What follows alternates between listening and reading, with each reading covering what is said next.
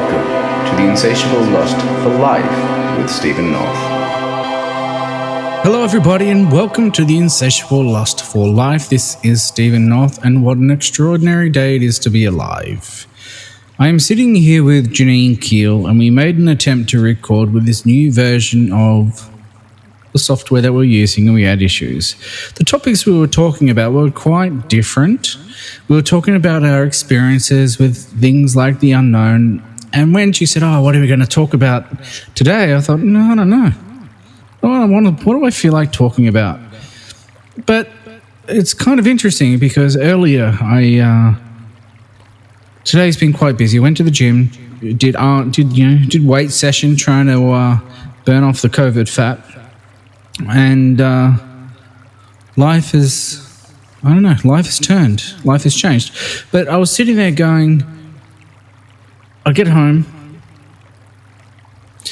and I have a walkthrough. It was meant to be like a 30-minute call, but ended up being an hour call, going through this server software that I've recently invested in, and that allows me to host websites and pretty much run my own web hosting company.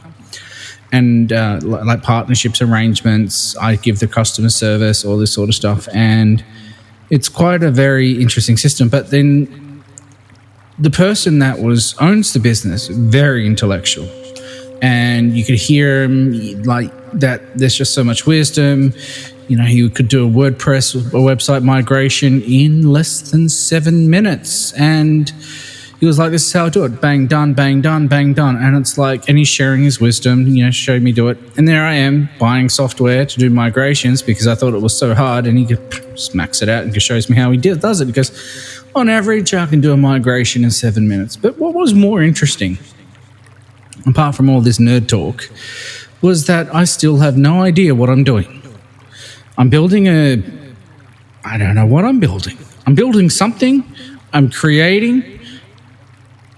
My business partner is Amy, and yet I'm trusting that whatever I'm doing is the right thing. I've invested so much money these past year, thanks to the pandemic, with the government giving unemployment benefits and increased funding, and that's just been the most greatest thing because it's allowed me to build a business. And I used to be thinking, joke about it, going, I'm doing this hustle, and I got told off for using these words. And it's like when the universe is coming together to give you what you need to build a foundation so you can do something more, like claim that birthright. And I know I just digressed off topic, but because of all this, I'm sitting there going, what exactly am I building? I've got investments over here, investments over there, investments over here. I've got server hosting. I've got web software. I've got all these licenses and tools, and thousands of dollars have been spent. And I'm about to migrate my first customer in. I still haven't even set up the software yet, but here I am, helping businesses. And I've got software, I'm doing adverts.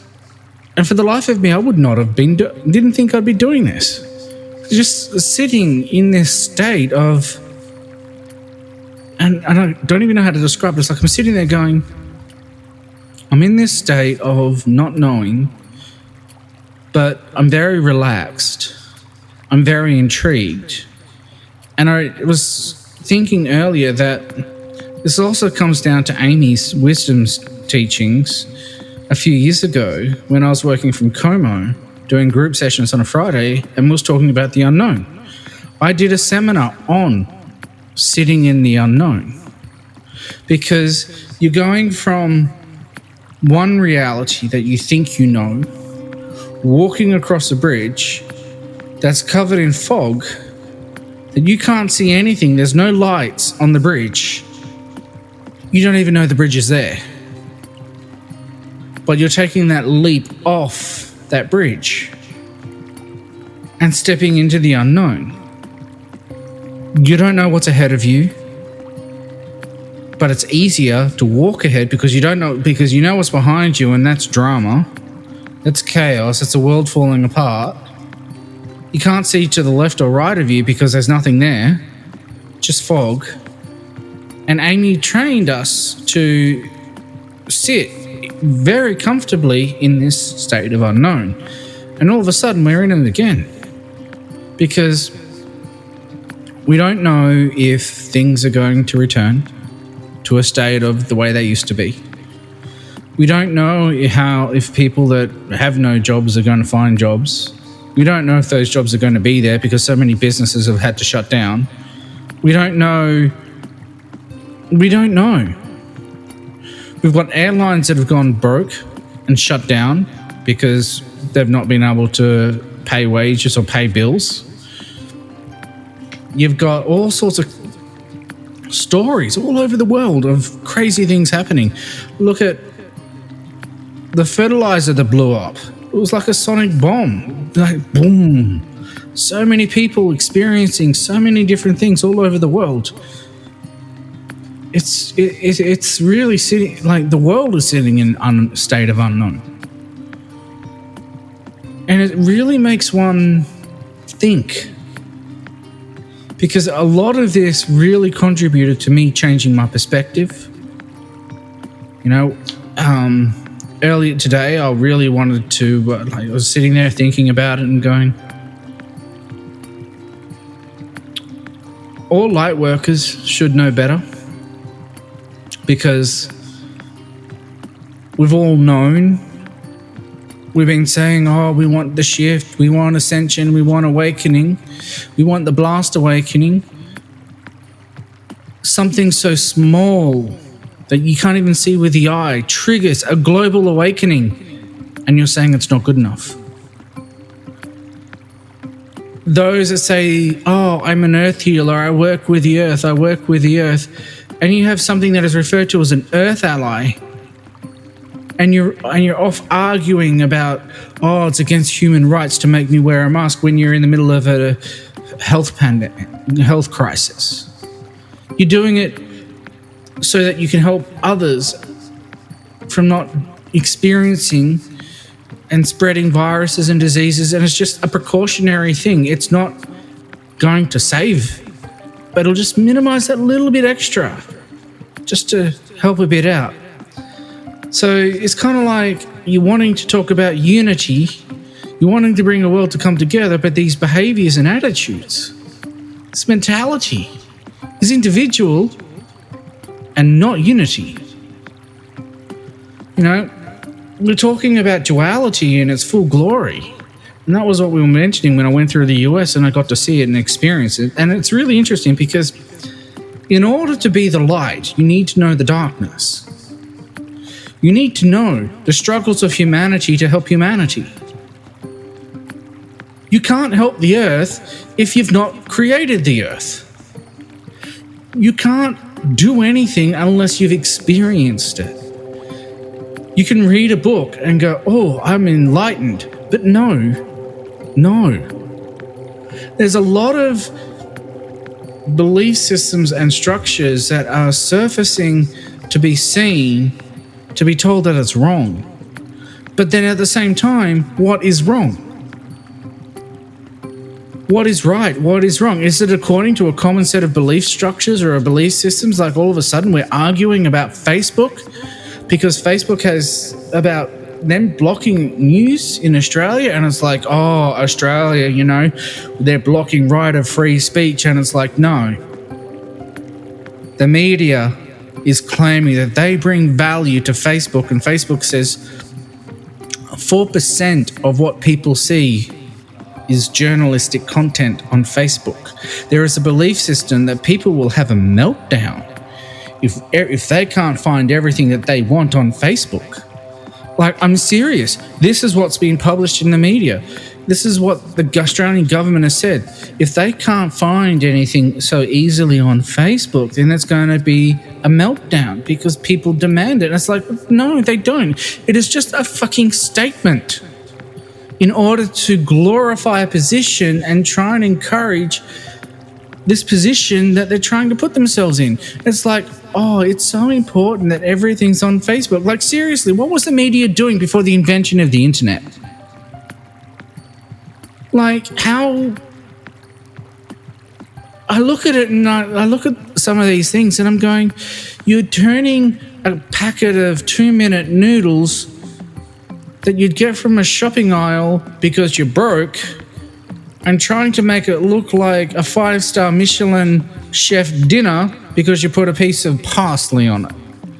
And saying that, these rich people or whoever can afford a $4,000 packet of 2-minute noodles that's got a sprig of parsley on it needs all this sort of stuff. That kind of was a crap metaphor. But anyway, it's quite an interesting thing when I'm sitting there going, where is all this going? Where is there meant to be going anywhere? Or is it just chaos and drama? Or is it just that, well, someone's whinging, that person's whinging, so I'm going to have a whinge as well. Like, I went back and started having a look at a few things that Amy has said over the years, like number of years. Reading the first channeled sessions from Amy was quite very extraordinary because once we convinced Jocelyn that she had the ability to channel Amy more than anything else, you'd look at the written readings and it's like 3 or 4 paragraphs compared to a 30 minutes to 60-minute channeled session. So it was a lot more information was able to come through in speaking than what it is in writing. And a lot of this, what she was saying is that a lot of what we are experiencing on this planet right now, I've already done. I've experienced it before on another planetary system. For everyone else, it's new because it's the first time that they've experienced it, but it's not the first time I've experienced it.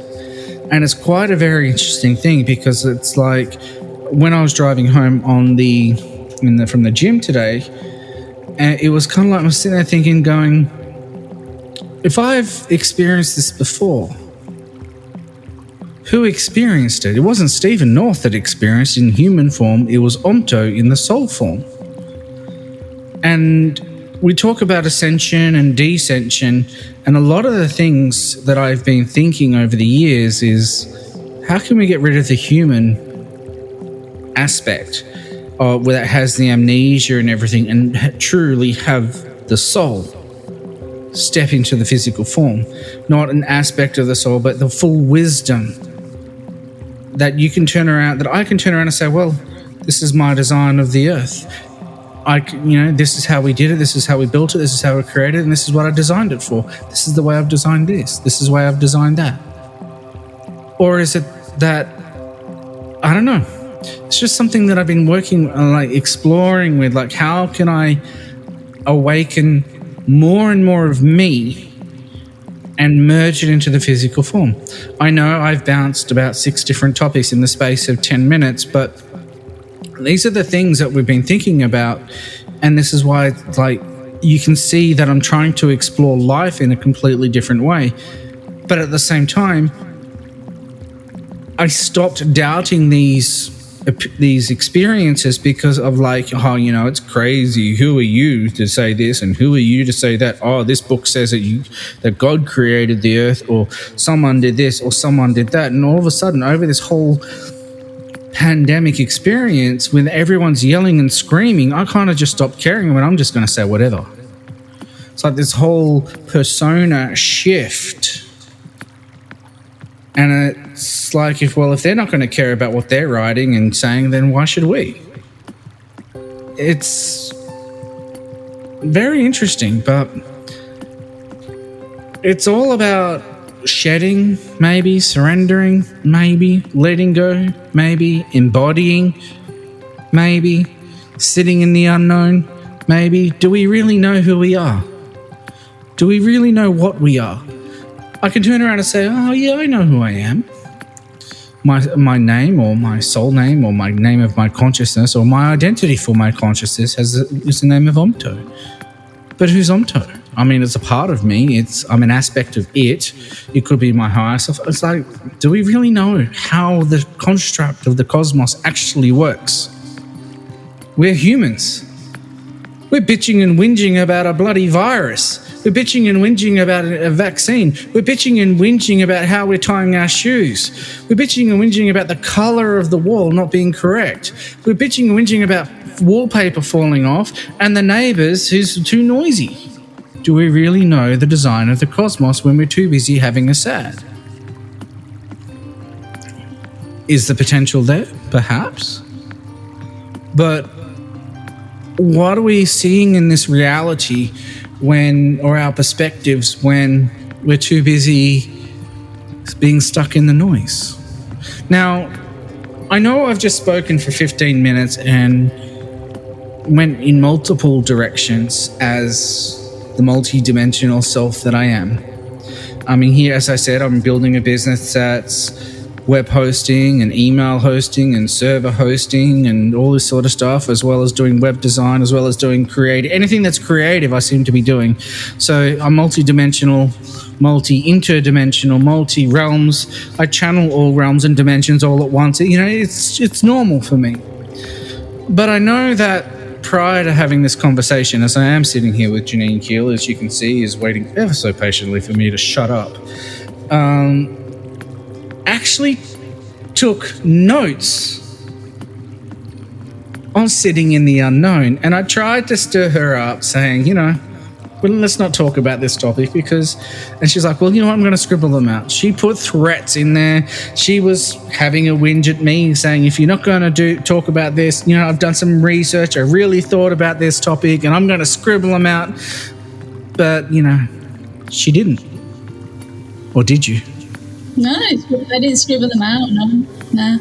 Well, hi, everybody. I can get my word in edgeways now. Thanks to... You cut me off. I was almost finishing. No. Yeah. All right, your turn. This morning, I was, like, thinking of this topic because, obviously, the recording that we did yesterday, as you've mentioned, did not work out. So I thought I'd take the opportunity to contemplate what we'd been talking about in that recording yesterday and to see what, if anything else, would transpire from that, to add to what I was talking about yesterday and add into that today, even though nobody's listened to it. I was watching this video of a lady who runs this particular group on Facebook. She does all to do with poetry and everything, and she was sharing about poetry and how poetry was very much connection with the divine. That we used to create spells and it was all done through poetry. Poetry is so powerful. It's like that. It's like a gateway to the divine. And she was going on about what is a spell, and you know, it's like a command.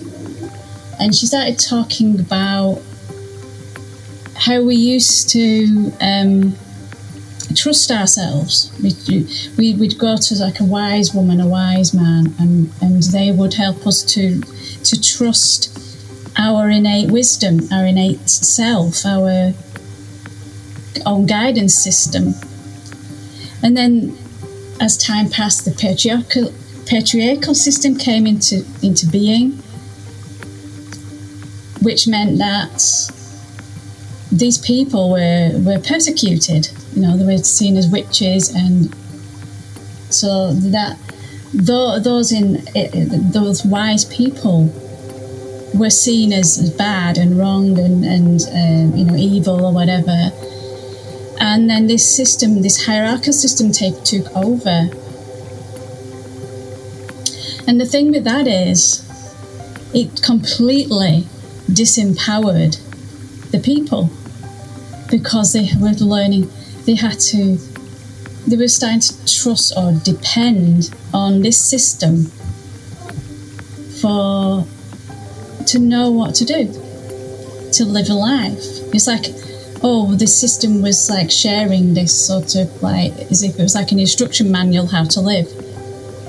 And the thing with that is, it's like it stifled the creativity. It stifled the ability to trust the wisdom that was coming from within ourselves. It was stifling something that I'm very passionate about, is our uniqueness, what people may class as weird and wacky and very avant-garde. And all that, because of it, we trusted in this system. It crushed that. It became dormant within us all. And now it's like we have this fear of being different, fear of standing on our own, fear of being different, being weird. And when I was at art college, I was studying like art history, and I came upon this artist. He was called Oskar Schlemmer. He was a German artist from the Bauhaus, and they were all very avant-garde in this particular setting, because art was very, very traditional at this point. And this particular group of artists, they were very avant-garde. And Oskar Schlemmer was like a painter, he was a sculptor, he was a choreographer. He created this avant-garde ballet, and he'd created these performances that were like really extreme and weird and wacky, you know, like sticks coming out of or hula hoops coming out of like the costumes, and he was very much in working with like the geometric shapes and things, and he was showing that in the performances. So the ballet was nothing like what you'd normally see as a ballet. It was totally different. And I absolutely loved Oskar because he was not afraid to be different. He was not afraid to think outside the box, to express his uniqueness, exploring something to the extremes in creativity. And it really inspired me. It inspired me to think, well, why are we conforming? Why do we follow all these systems and regimes and this authority, this society? And instead of having the courage to be different, the courage to be expressive, the courage to explore, and then it brings us to that aspect of being in the unknown. And it's because we've been so dependent on these systems, and now they're breaking down, that it's like, oh, what do we do? What do we do? And we're so dependent on the systems, and now it's like, no, they're not. We can see that they're so fragile and they're actually breaking down. And because we've not known anything different for so long, that it's like, what do we depend on now? And it's like we are being encouraged, like through the COVID, to go back inwards again, to embrace the unknown, to rest in the unknown. And this is something I've been doing recently because of the UK being in a lockdown for so long, and it's given me that opportunity. But even in myself, I found there's a fear of facing it, of diving in and being there, embracing it, and actually resting in it, not even bothering wanting to do anything, just being in it, because it's been so habitual to follow these ideas, these regimes, these systems that society has been telling us what to do. You know, like these instructions: do this, do that, and you're not thinking for yourself. And it's like now this is crumbling. It's like, oh, what do we do? You know, and this is so alien to a lot of people because of this reliance on this external authority.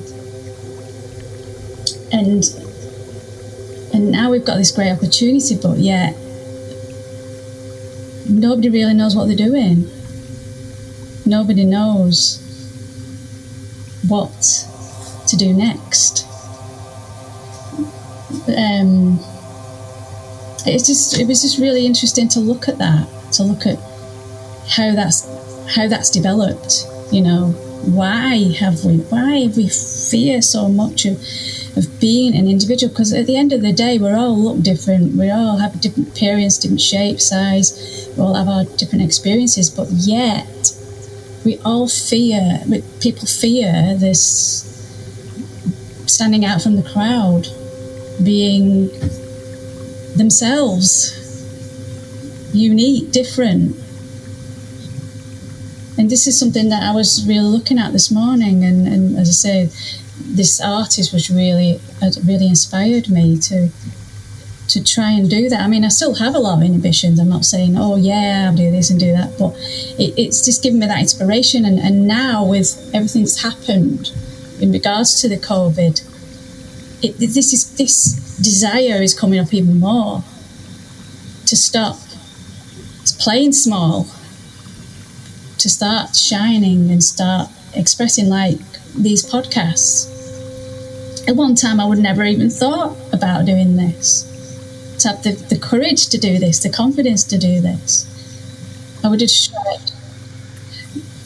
Well, only like yourself. So shine, you know, it's just that, because I realised a few months back how much I'd not used my voice. It had become dormant. That, yes, art was something I expressed myself through, but it was like a quiet way of expressing. And I realised how much I needed to come out of the comfort zone and start expressing. I think I have mentioned this in a previous podcast, how, you know, I just wanted to come out of the comfort zone and start talking, using the voice, and starting to share who I really am, and not hide this through fear, through like, oh, I'm so scared of what other people think, you know, being the fool. And I think this is what this is all about now. It's like we're being given the opportunity. For me personally, I think it's an opportunity to be the fool in the sense of trusting the unknown, playing, being curious, explore, experiment. Because at the end of the day, it's not about doing something and creating a masterpiece out of it. It's not, oh, we have to learn, we have to know how to live. There's this instruction manual saying, you've got to live this way, you've got to live that way. There is no instruction manual. It's made moment to moment to moment to moment through us giving ourselves permission to try something new without the need for it to be a certain way, to have an outcome, a result, destination, just for the pure joy of exploring, the pure joy of experiencing. It's not about any conclusion, and that's the thing with, like, when we talk about opinions and judgments and criticisms, that is all conclusions we're coming to. We're saying that's that. And it's like, do we want to be right or do we want to be happy? What's more important? Being right makes me happy because I'm right. But if you were choosing... I'm always right. All right, well, maybe you, but about anybody else? But, you know, when I'm wrong, I'm right. When I'm right, I'm right. You know, so I'm always right. No, there was something that you said about not knowing, and when you're able to observe what is occurring in the world, where everyone is trying their best with what they've got,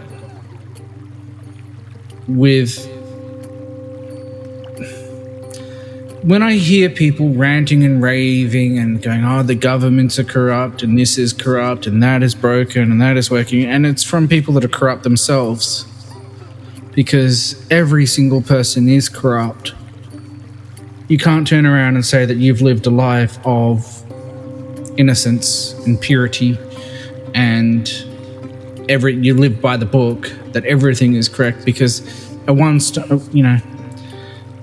have you ever driven a car and been speeding past the speed limit? Have you ever stolen a lolly from a shop as a kid? Have you ever, done something that really you shouldn't have? Or you've gotten away with something like, oh, that person didn't charge me for 2 drinks, I only paid for 1. Oh, I'm not going to say anything because that way I can get a free drink. Like, everyone, have you ever not gone into one movie, come out and jumped in another movie while no one's looking? Like, every person has the potential to do something a little bit mischievous, a little bit cheeky, I'm sure. Have you ever stolen a pen from your workplace in the past? I'm sure you have. That means that you're corrupt because you've stolen a pen from somewhere that someone else owns the pen, not you, but now you've claimed it.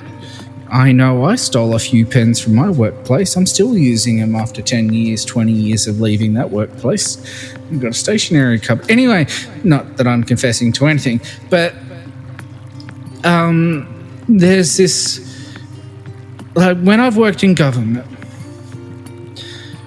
there was always these rules, policies. You'd have someone who goes, oh, my director would go, oh, you'd need to come through me. You can't go straight to the CEO. I have the CEO calling me directly going, Steve, my door is open. You tell me what's going on in this agency, and if something is not right, I will sort it out.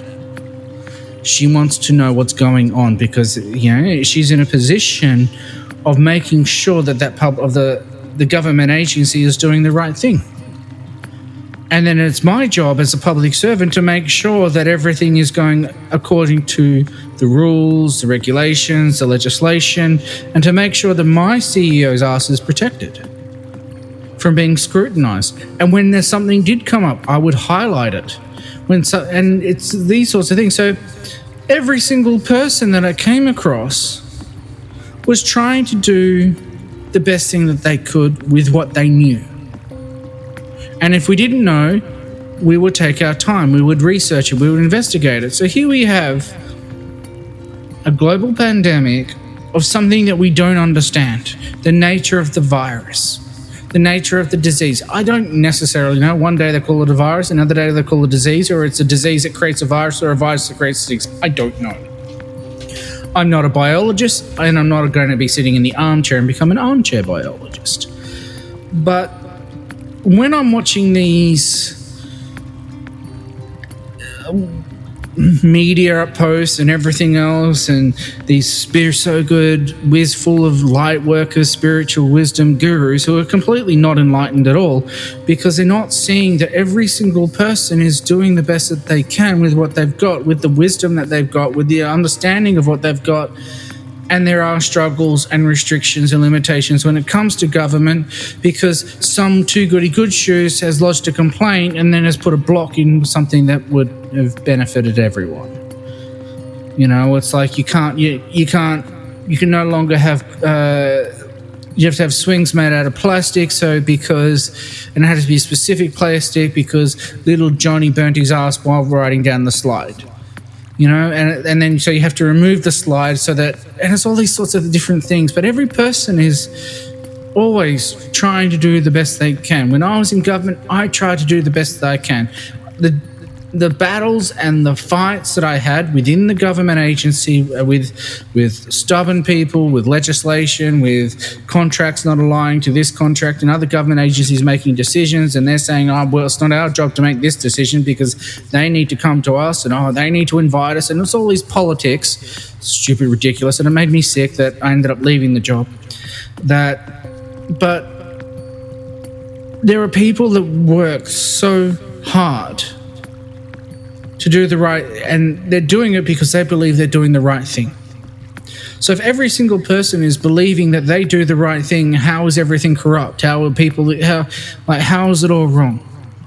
Just because it's like, I heard a story of someone refusing to wear a mask during a 5-day fucking lockdown period, and it's there so that it's there to keep them safer than not, and to help the safety of others. And then there's comments today, like someone goes, "Oh, well, if the virus was so bad, why aren't we throwing our masks in the bin?" And it's like, oh, come on.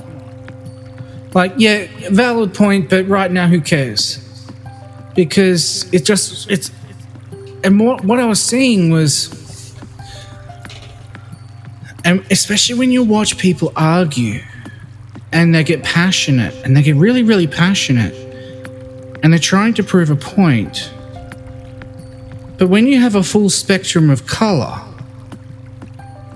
RGB and, black, white, and all over, and every single multitude shades of colours in between, they'll focus on one point, like a dot in this full spectrum. And then if they can't argue about that, they'll argue about a different dot, about a different thing over here, or a little dot over here, or a little dot. They're not looking at the bigger picture. So, like, you've manufactured a car, and someone's focusing on the texture of the handbrake is not adequate for them, but they're not looking at the whole car. They're just saying the handbrake is not to their liking, and it's little things like that. So they've completely disrespected the car, but not look at the creativity and the magic. And one of the things that I've been doing, and am really bouncing around topics. It's like follow the bouncing ball in this logical progression of whatever. Is that, and it's something that I've really started looking at myself, is how many people were involved in the creation of this jumper. Jumper cost me $15. But how many people were involved in the invention of this jumper? So we need to look at what's in this jumper. There is a zip. Who invented the zip? What inspired the person who invented the zip to invent the zip? Okay, so we've got the person who invented the zip. They're involved. What's the technology that the zip is made out of? It's made out of cotton, potentially, and plastic. So someone's invented plastic, someone's invented cotton, or someone's figured out how to get the plant and turn the plant into cotton, into string, into a fabric. Who's then figured out how to colour the fabric, because how do we get this grey? But then this grey is in a pattern, so someone's figured out how to create the pattern and put it into the fabric. But then it's like, oh, we've got string. Oh, someone's figured it out. So all of a sudden, there are potentially hundreds, if not thousands, of people that led to the creation of this jumper. But if we follow the tree back, when was the creation of the jumper first created? Like, what inspired them? What inspired them to go, well, jumpers usually have no sleeves. This one has no sleeves. Oh my gosh, whoever created this jumper with no sleeves thought outside the box. Because society has said it's got to have a full sleeve. Like, creativity cannot be stifled. But how many people were involved in this jumper that symbolizes unity? And then we go to the shirt. Oh, it's the Incredible Hulk. Well, there's the person that's created the Incredible Hulk, the person that's drawn this rendition of the Incredible Hulk, the person who created the paint. There's all these different people. When we're looking for unity, all we have to do is look what's around us. Look at the technology that we're using to have this conversation. How many thousands and thousands of hours of research, of technological evolution, and into manufacturing and research, all this sort of stuff. How many millions have been invested so that we could sit here and have this conversation on two sides of the world, and it's free? Like, how much wisdom has been researched and gained and invented and developed and channeled and to get us to this point where we're having this recording, the microphone, the boom arm, the computer screens, the graphics card, the motherboard, the memory chips, the hard drives, everything, every single little component, the copper. Someone had to figure out how to mine copper. Someone had to figure out what copper was and what they could do with it. The gold. Oh my God, we could put gold in a circuit board. But the evolution of circuitry is that it's getting so fine that we can't go any better until a uni student pops up and has another idea. Can I add? Everywhere we look is unity. Okay, go. You want to have a turn now. All right. Well, I just wanted to add to what you're talking about, because in my notes, I was talking about, I was talking about weirdness and everything, and that, people can be classed as weird when they come up with some sort of new invention, like, for example, the plane or whatever, we're talking about inventing things, and how that was probably classed as being quite weird at one point, but now it's become something we really rely on, something that's familiar. But all these inventions and these innovations and ideas, where do they come from? They come from the unknown. They come from that which isn't in the familiar. Has to be birthed from that place for anything to be created, to be that idea to pop into your head. We have to be able to be still and trust that something's going to come and arise to give us that spark, that ignition for, like you mentioned in your jumper, like how did you extract the cotton from the plant and these sorts of things. That person, was it just accidental, or was it that they were in a receptive state, which means they were in that state of unknown in order to receive that idea? So it all stems from that, being in the unknown, to receive all this stuff, to receive all these ideas, and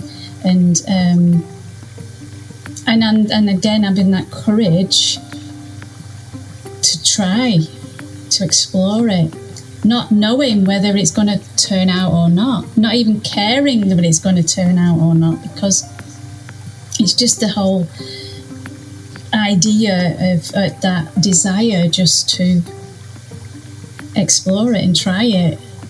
And this for me is what life is that desire to explore something regardless of what the outcome's going to be of it, but just to see, well, what if I try this? What will transpire from trying that?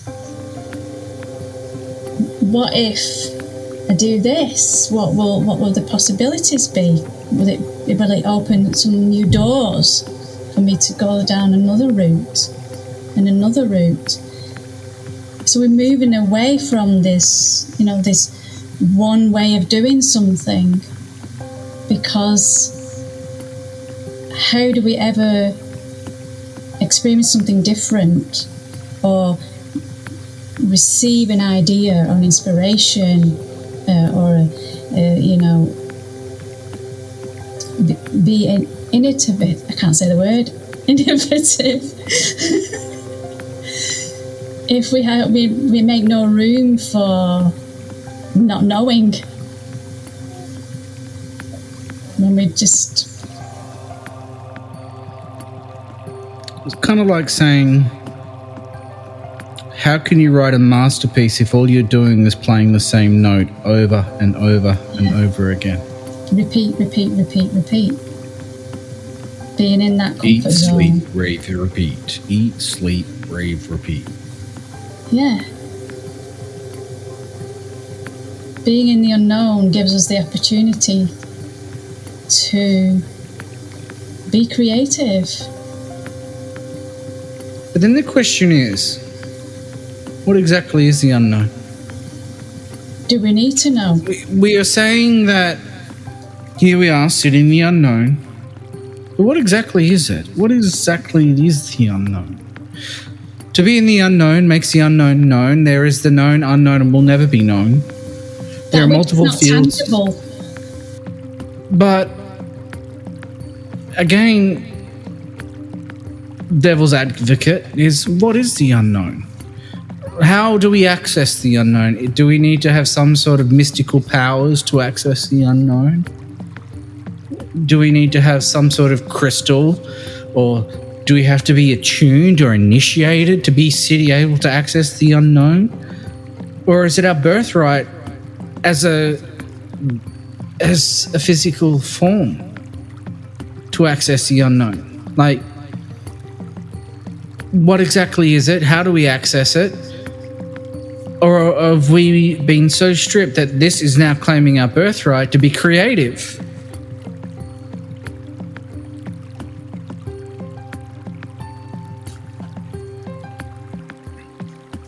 Question mark.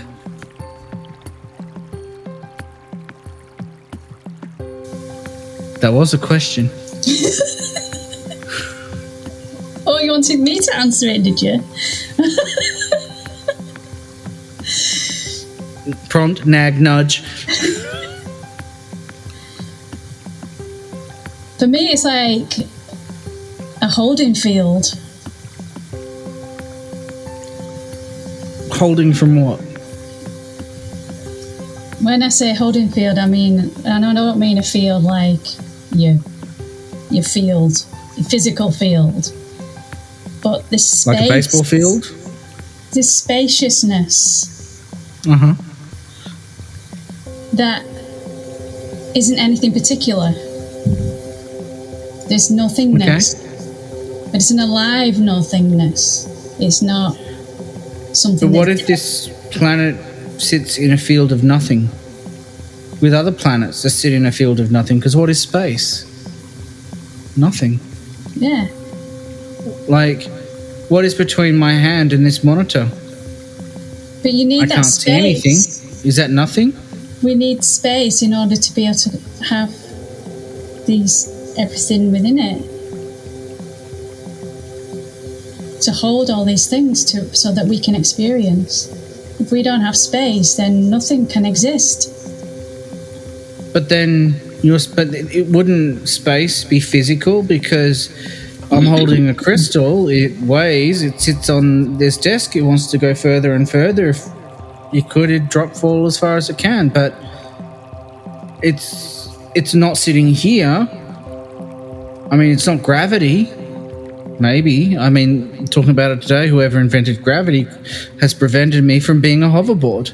But what exactly is space? Because I'm moving. It's like I can move my hands through it. Does that mean I'm touching it?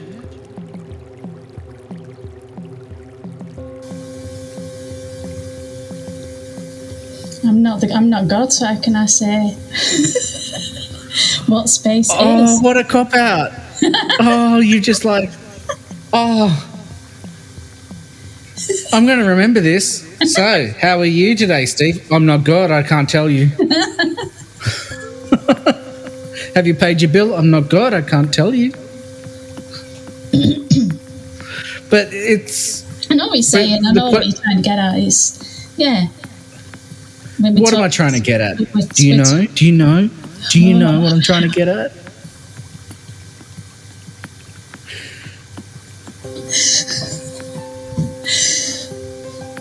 I don't know. Okay, then I'll say I don't know. Let's say I don't know. No. Okay. I mean, it was just it's like these sorts of questions is what I ask myself. Yeah.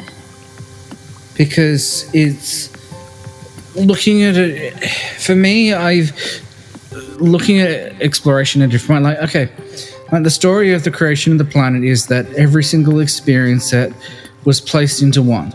If every single experience within the universe was placed into one single spot, into one little beautiful planet, that's the third rock from the sun or whatever, third rock from the sun. That's in the further space. There's all these experts on this, which I don't even think they're experts. I don't even think they know what they're talking about, because it's a reality that was never really created for them to have experience anyway, but they created it.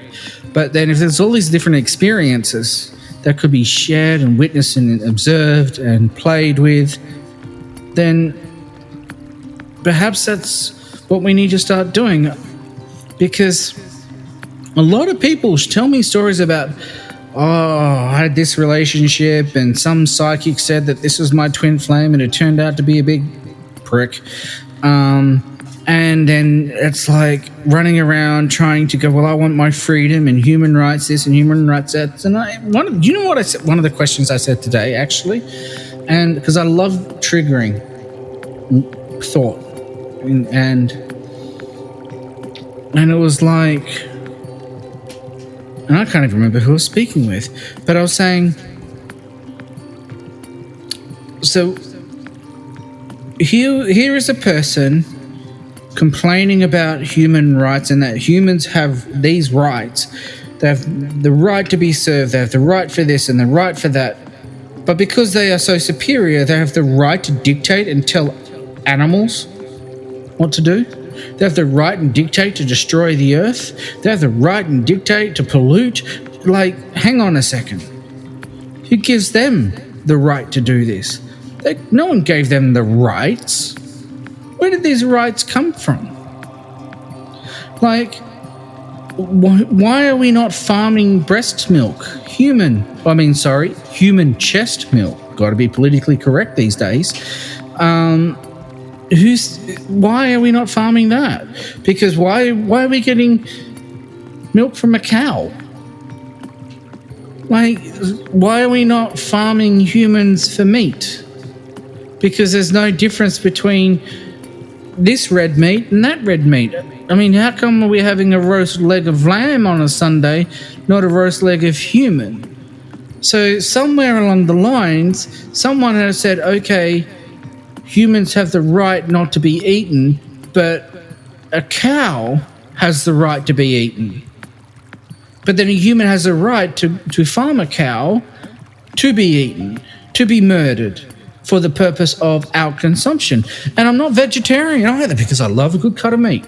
But it is these sorts of questions that I'm asking and going, why? Who gave me the rights to walk in and take control of another lifetime to do what I want to do with it? Oh, I want to make money. So I'm going to farm this cow, breed this cow, milk them, kill them, all for revenue. And it's like, well, hang on a second. Why can't I do the same to humans? Why isn't the same being done to humans? And it's something that I ponder about quite a lot, especially when I'm watching 50 Shades of Grey and I'm seeing these beautiful shoulders, and I'm like, that'll be a nice cut of meat. It'll be a good steak sandwich. Because to me, it's just a piece of meat. It doesn't matter where it comes from, because we go to the shop and all we see is nothing but, raw meat everywhere. Chicken, mince, beef, lamb. You wouldn't know. If it was cut or minced, you wouldn't know. You'd be like, wow, this tastes pretty impressive. It's kind of it's not controversial because it's a question. Who gave me the right to dictate life over something else? Another question that I've asked is, why is it that we dig these out of the ground and carve them into eggs and penises for self-gratification? Like, why?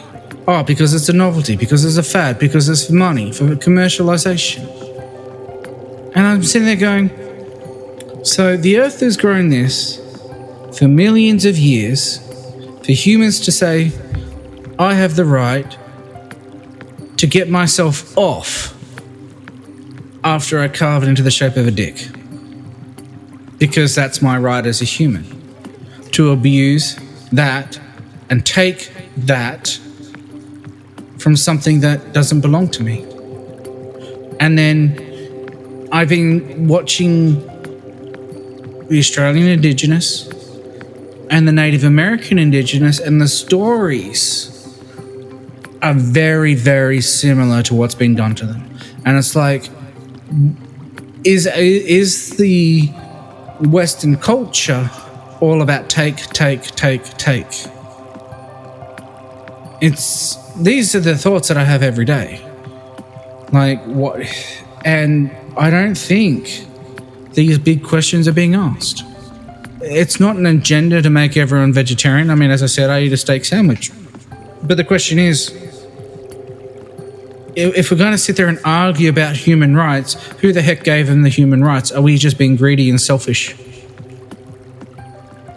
Because do I have the rights to do anything apart from exploring the magical world of what's been created, what we take for granted?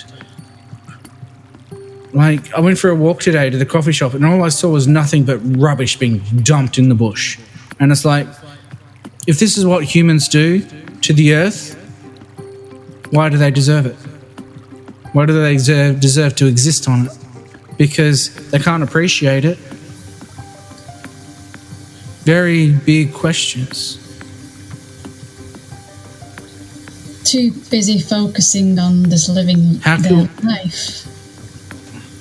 You know, living that surface level life of going to work, having a relationship, children, holidays, although obviously that's being put on hold because of COVID. And I think this is one of the great things about the COVID, is because it's stopping people in their tracks to start questioning, because they're the questions that we'd never asked before. We just took, like you say, took it for granted.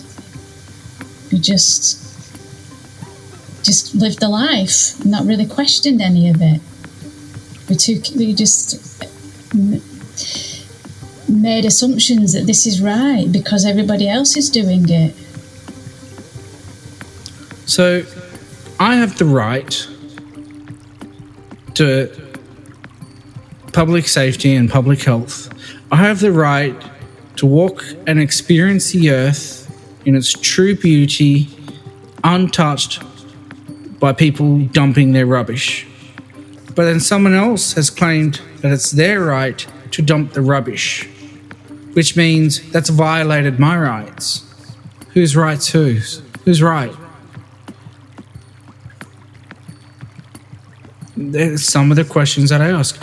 Like, oh, it's my right to not wear a mask, but it's my right to walk into the shop, and if we're in the middle of a pandemic, to feel safe to walk into the store and not be violated by someone who's refusing it because they believe it's their right to wear a mask. Like, this is where the chaos is coming from. Who's correct? Whose rights are correct? If there's equality, which there is not here at all, who is correct? Does your right to not wear a mask and my right for you to wear a mask? You can never win that argument because there's no answer. There's no correct. There's no truth. You can't win. Because everybody's got their own perspective on it. There's no one perspective, is there? So your perspective, oh yeah, you should be wearing a mask. But then that other person will say, no, but this mask is not doing me any good, so I don't wish to wear a mask. Or perhaps perhaps that person has got a condition and they're medically not wearing a mask because of that condition. But are we aware of that? We've not asked that question. We're just assuming, oh, that person's not wearing a mask.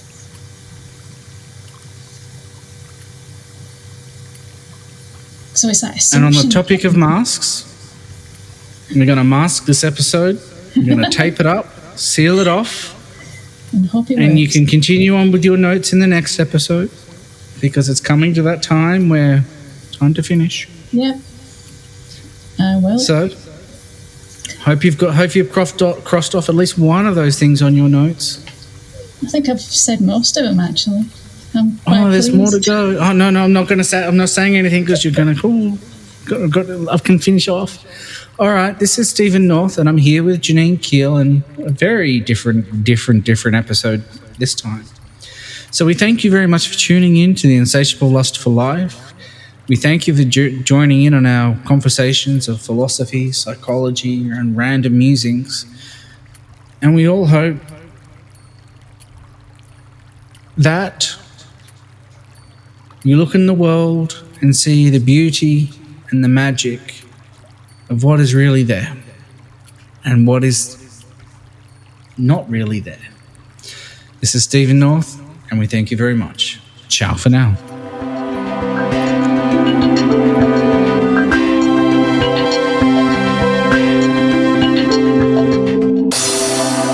Welcome to the Insatiable Lust for Life with Stephen North.